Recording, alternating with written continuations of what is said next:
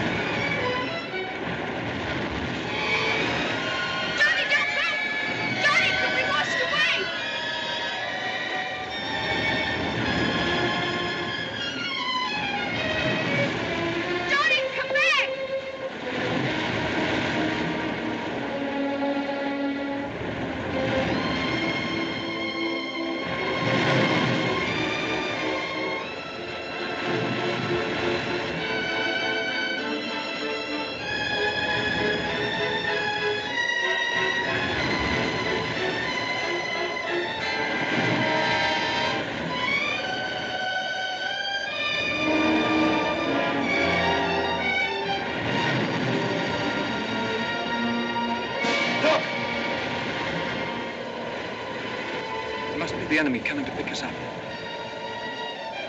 Is it the enemy? We're all right. She's American. American ship Mohican picked us all up, taking us back to London. No, I can't tell you what happened. We're not allowed to give out anything. I'll wire you from London in a couple of days. Bye, Franklin. I say, this is a bit awkward, Haverstock. I've just been having a dirty row with the captain. The fellow insists on acting the true blue neutral. Enemy waters, he says, not a line to the press from his silly ship. Can't send out any stories, huh? Oh, we can only use the wireless telephone for private messages. Hello, Aunt Effie. Safe aboard the Mohican. Feeling tip-top. I ask you, Haverstock, 2 days before we get to London, we get scooped on our own story. Why don't you have a crack at brass buttons? No, what's the use? Even if he says okay, what good will it do me? My hands are tied. What are you talking about? Carol. Oh.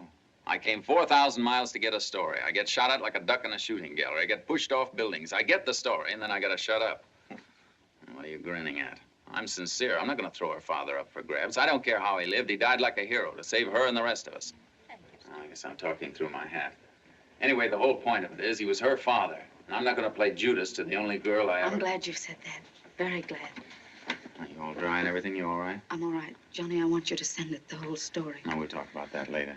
No, please. I don't want you to feel that way about it. You can't help me by protecting my father. Listen, I'm in love with you. I can't hit you over the head with a scandal for a wedding present. Johnny, my father fought for his country his way. It wasn't a straight way, but it was a hard way. And I've got to fight for my country a hard way. Okay. If that's the way you feel about it. I guess that's for me. I put in a call to my uncle, Uncle Powers. Hello? Hello? Johnny Jones on the wire. He's calling from the Mohican. What the deuce is he doing there? Wait a minute. Johnny wouldn't call up if it wasn't a story. Listen, tell him to hold the presses. Send Bradley in here. Tell him we're breaking up page 1. Hello? Hello, Mr. Powers. This is Johnny Jones. Easy, old boy. Here comes the captain. Mr. Powers, keep your ear glued to this phone. And don't hang up.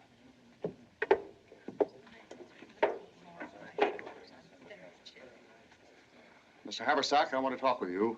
Yes, sir? I've just found out you're a newspaper man. I guess that's right. Oh, it is, huh?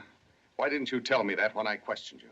You lied to me, sir. My dear Captain, when you've been shot down in a British plane by a German destroyer 300 miles off the coast of England, latitude 45, and have been hanging onto a half-submerged wing for hours, waiting to drown with half a dozen other stricken human beings, you're liable to forget you're a newspaper man for a moment or two. Young man, you're going to have to forget it for longer than that.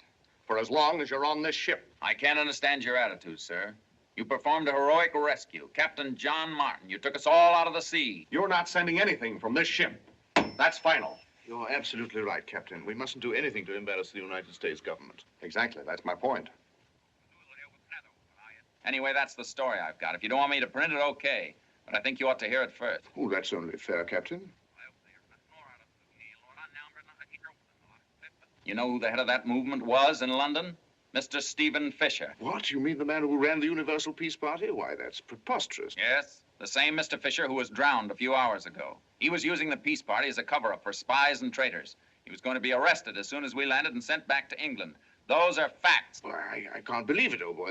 He was a friend of mine. The same Stephen Fisher who engineered the kidnapping of Van Meer, the Dutch diplomat. You don't expect anybody to believe that, young It's man. the truth.